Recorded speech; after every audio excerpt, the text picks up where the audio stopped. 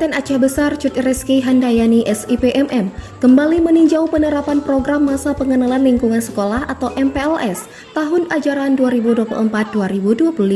Kali ini peninjauan yang didampingi Kepala Dinas Pendidikan dan Kebudayaan Aceh Besar Baharul Jamil SKOS MSI berlangsung di 4 sekolah dalam wilayah Kecamatan Montasik.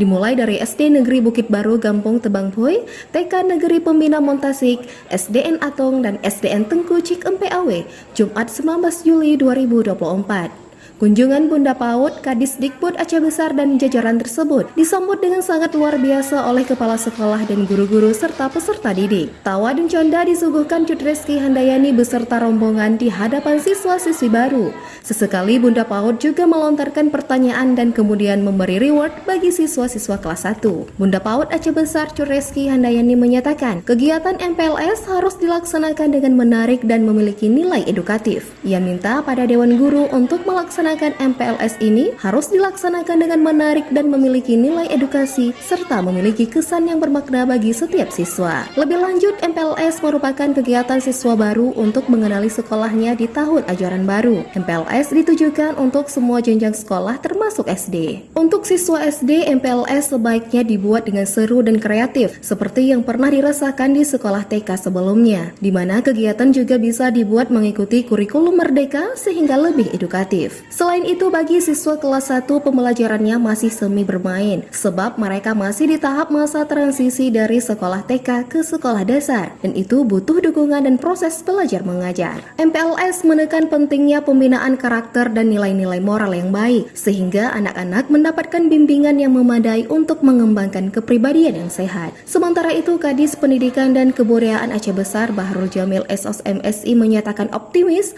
melaksanakan MPLS baik di tingkat PAUD, TK maupun sekolah dasar selama 2 pekan akan berjalan lancar tanpa ada tindakan di luar prosedur. Ia menambahkan MPLS menjadi momentum para siswa untuk saling mengenal, yakni mengenal dengan siswa lainnya, guru, fasilitas sekolah hingga sistem nilai baru, baik di dalam maupun di luar proses pembelajaran.